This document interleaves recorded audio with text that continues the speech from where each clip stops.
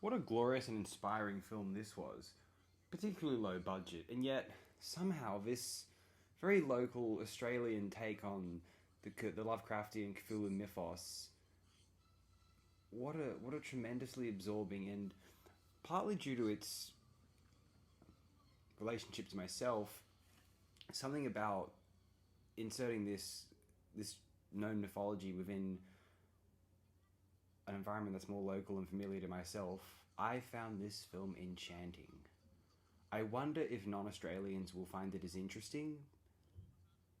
I cannot recommend this enough in any case. I would love to know what. It seems to be. It was well received in the 2006 Guide to Lovecraft on Film, according to Wikipedia anyway. I've actually not read that text, to be honest. So I'd like to think that there isn't an international appeal here, rather than just something as an Australian novelty. Imagine if Dunwich, Innsmouth, and Arkham were all little towns near Canberra, apparently. That's where the film was shot, so I'm assuming that that's where it's taking place, roughly. One may as well. What gorgeous locations. What amazing...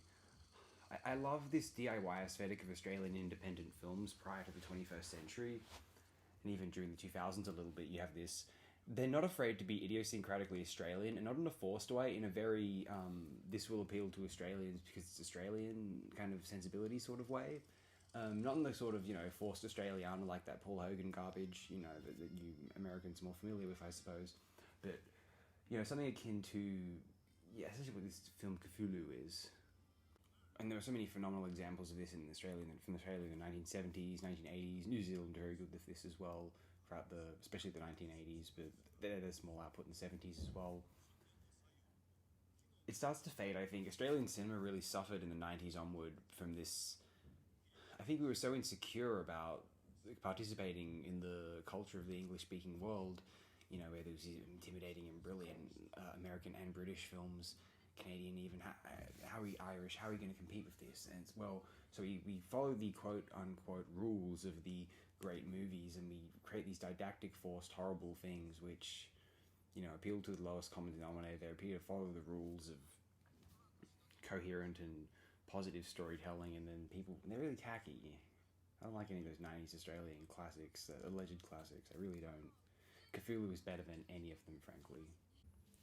Again, rooting the Cthulhu cult within the creepy confines of semi-rural Australia, and more interestingly, Australia prior to the international information global village age, a truly isolated, yet comfortably creepy, light green limbo of alien animals and omnipresent native spirits. The dreaming never ceases.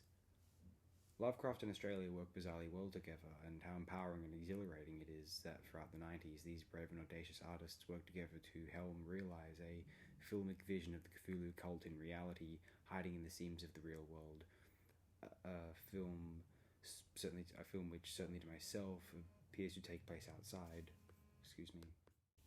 One of the most ambitious, impressive, and imaginatively engaging independent film productions, certainly in Australian cinema history, and I might suggest in the annals of world cinema generally, an evocative, fluid, exciting transposition of Lovecraft's mythos into a local, independent, lived-in, believable, takes place outside, makes you feel happy about the world, or at least the country, Australian DIY cinema. I'm full of enthusiasm and glowing praise for Cthulhu, and this might just be specific to myself, although nevertheless I'd like to promote this film for a very H.P. Lovecraft Christmas. There is absolutely no reason for me not to. I feel very blessed to have viewed this. Hey, everyone have the best day you possibly can. I hope everyone is as well as you will ever be. Thanks again, my friends.